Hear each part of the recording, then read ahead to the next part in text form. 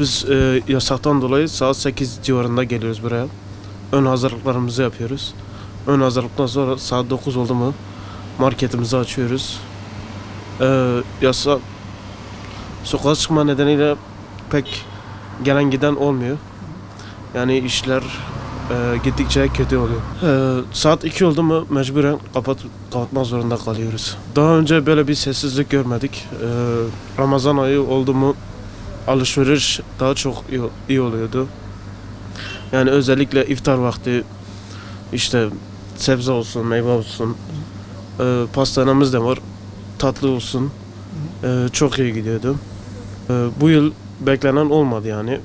Tabii bütün sektörlerde işler durgun. Bizim sektörümüzde de ister istemez işler durgun oluyor.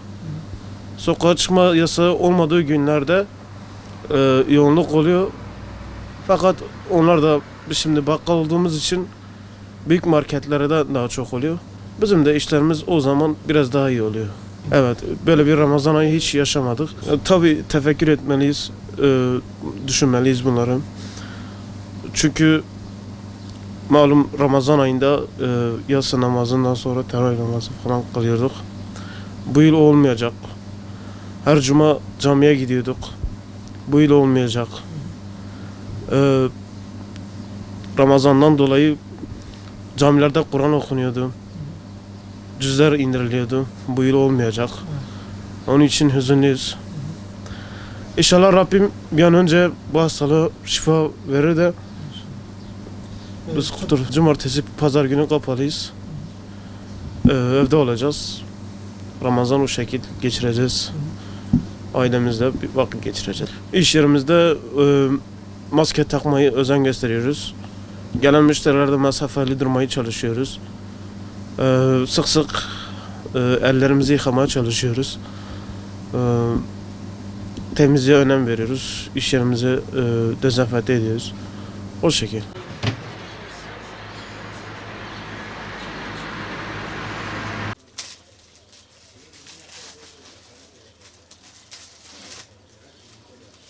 Vallahi şu an yani işler durma noktasına gelmiş. Ramazan ayı olmasına rağmen hani daha iyi bekliyorduk. Şu an yani hiç yok diyebiliriz bugün yani özellikle.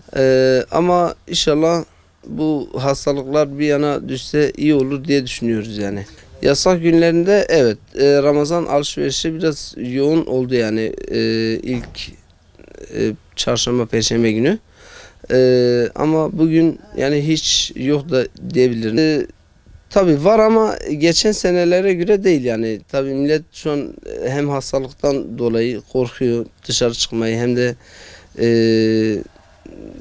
şey amaçlı hani maddi durum sıkıntısından dolayı da fazla alışverişe baskı veremiyor yani. Ürün Çoğunlukla hangisi? yani çoğunlukla ne diyebilirim? Mesela ev eşyası,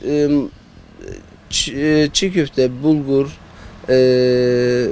fasulye, hani kahvaltılık, sahurda yiyebilecekleri eşya, sebze, meyve, o tür şeylerde satışımız biraz daha fazla oldu yani. Genel olarak parça parça var yani gıda sektöründe hemen diyebilirim bütün parçalarda da zam görebiliyoruz. Yani bize farklı fiyatlarla geliyor.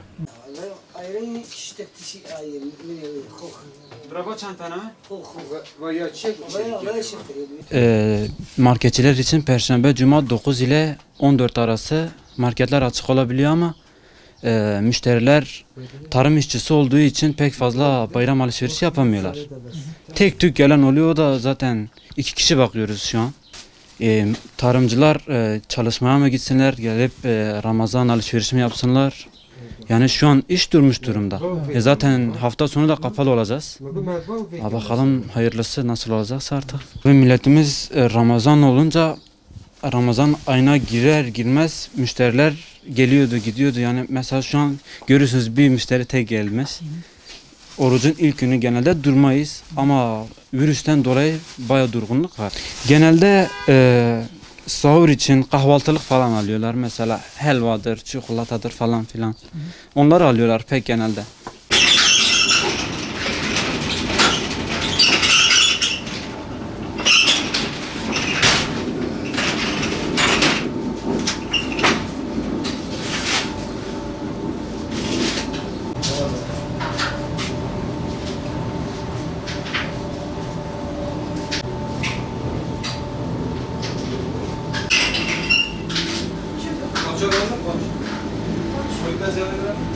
Ve şu anda hazırlığımızı iftar için yapıyoruz.